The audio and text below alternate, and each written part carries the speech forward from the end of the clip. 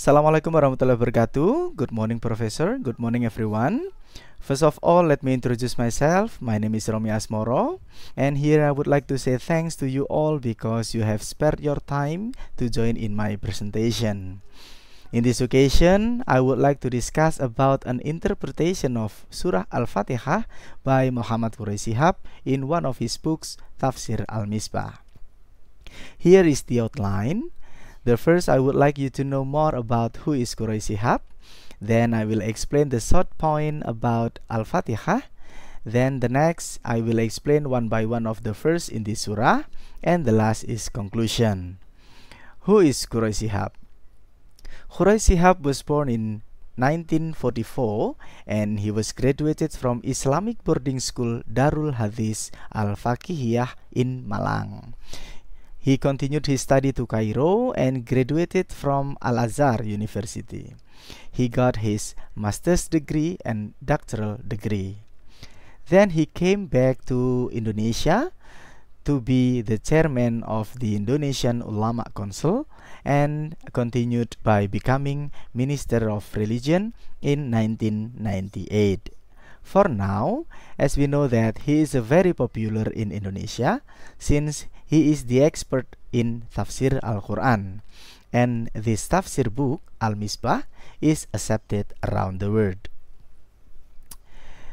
This surah was named Al-Fatihah because it is placed in the beginning of Al-Quran. Usually, the first who enters a place, it always opens that place for the first time. Although Al-Fatihah is placed in the beginning of Al-Quran, but it doesn't mean that this surah is also the first surah that given to our Prophet Muhammad. Almost all of the theologians of Islam believe that the first surah that given to our Prophet Muhammad should be Al-Alaq. According to Qurshihap, the whole Quran consists of 5 main points. The first should be about Tawhid. Tawhid means monotheism. We believe only one God, Allah. And the second is about the promises and threats. When we do something good, we will get the rewards, while when we do something bad, we will get the punishments. The third is about worship. The fourth is about the explanation of how to achieve happiness in the world and hereafter. And the last is about history of the previous generation of Islam. These 5 points include in these 7 verses of Al-Fatihah.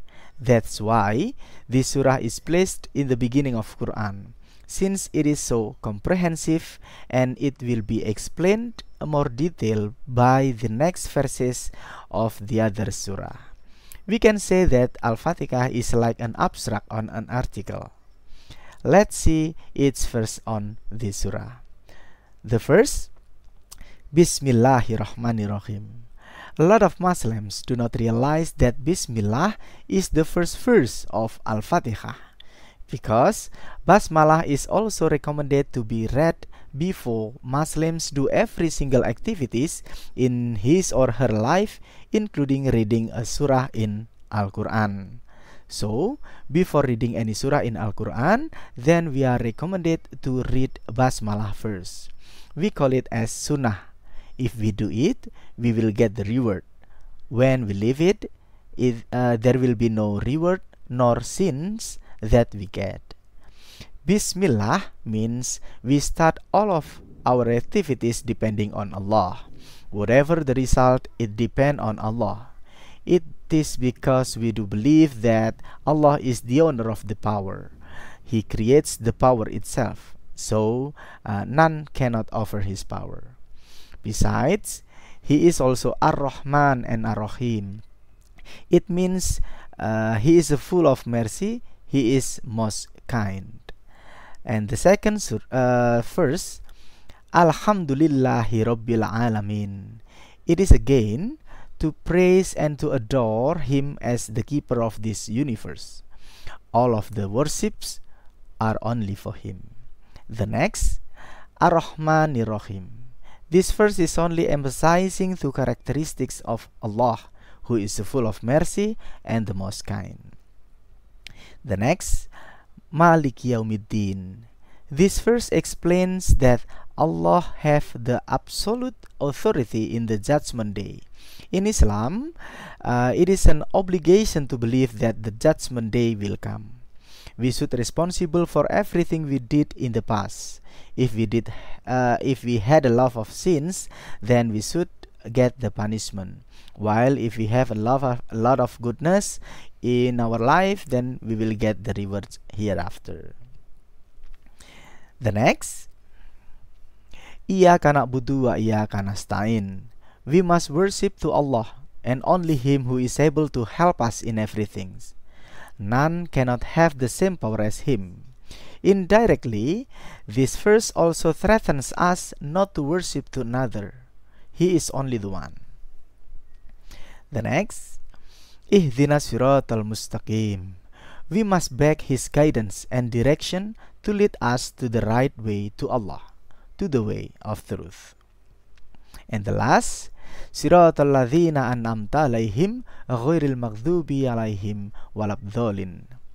This verse is about the history of the previous generation of Islam. There are two groups of people. The one is the group of the people who always follows the guidance from Allah through the Prophet Muhammad, who believes in Allah, who always say the truth. While the second group is the bad one, who always wants to destroy the world, the group who wants to believe in demon.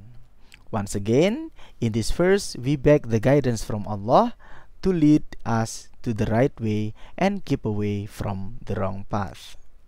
In conclusion, Al-Fatihah is the representation of the whole Quran, which consists of Tawhid that always leads us to believe in Allah, to be good to the others, to always ask the help from Allah instead of the demon, and to always beg the guidance to the right path to Him.